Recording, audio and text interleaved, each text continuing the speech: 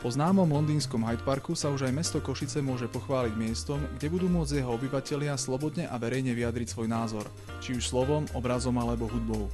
Výsledkom spolupráce British Council na Slovensku, mesta Košice, kandidáta na Európske hlavné mesto kultúry a IC Culture Train sú dva multifunkčné mobilné objekty. Projekt nesie výstižný názov Platforma.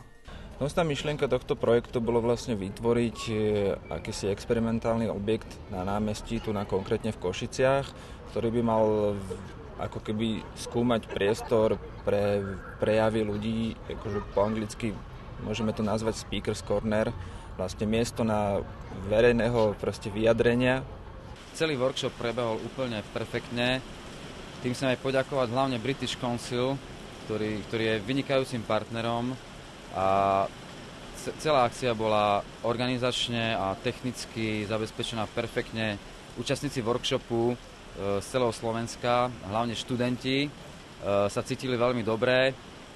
Ich práca bola podporená samozrejme profesionalitou lektorov z Anglicka. Justin Carter a Robert Matho, čo jeden z nich je architekt, druhý je vlastne umelec, ktorí veľmi dobre viedli tento workshop a samotná spolupráca so študentmi tak bola veľmi funkčná, spravili veľmi dobré podklady, z ktorých sa nám vlastne potom podarilo vytvoriť tento objekt. Concept of getting citizen participation in planning what you wish to do in your city, be it redeveloping the main square or creating a new park or looking at new buildings is a concept which is sort of written into the way in which we do work in the UK.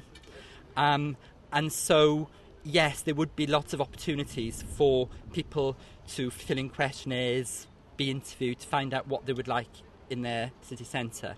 The platform here and the creative environment project is possibly more exciting than some of the things we do in our British cities, because this was developed by local university students who are working with people from Britain to create a space within the city which would last for a whole year to get people meeting, talking about things, listening to things, having exhibitions which talk about what people want to do.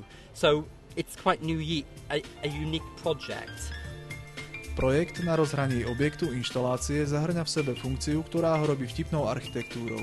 Usporiadaním jeho jednotlivých častí vzniká vždy nový objekt určený pre nový účel prezentácie. Dvojica autorov sa inšpirovala výsledkami študentov z miestneho workshopu, ktorí pre nich overili priestorové možnosti námestia. Speaker's Corner, Hyde Park in London, has for a long time been a place where members of the public get up on their boxes and tell the politicians and everyone else in the country what they think. Now here in Košice, together with our partners and the British Council, we have created a platform in which the citizens of this city can use a lovely open space and express themselves freely and forcefully on what they think, on what they feel. Zaujímavé na tom celom je, že my sme projektovali takú víziu, ako dostať umenie na ulicu, do centra mesta, keďže máme situáciu nášho centra, že je tak psychologicky odrezané od mesta diaľničným obchvatom, riekou, ktorá teče cez Košice.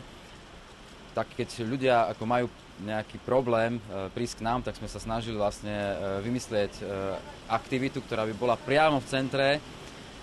Budeme sa snažiť samozrejme sem nosiť súčasné umenie, ktoré je nekomerčné, ktoré je zamerané na multimediálne projekty.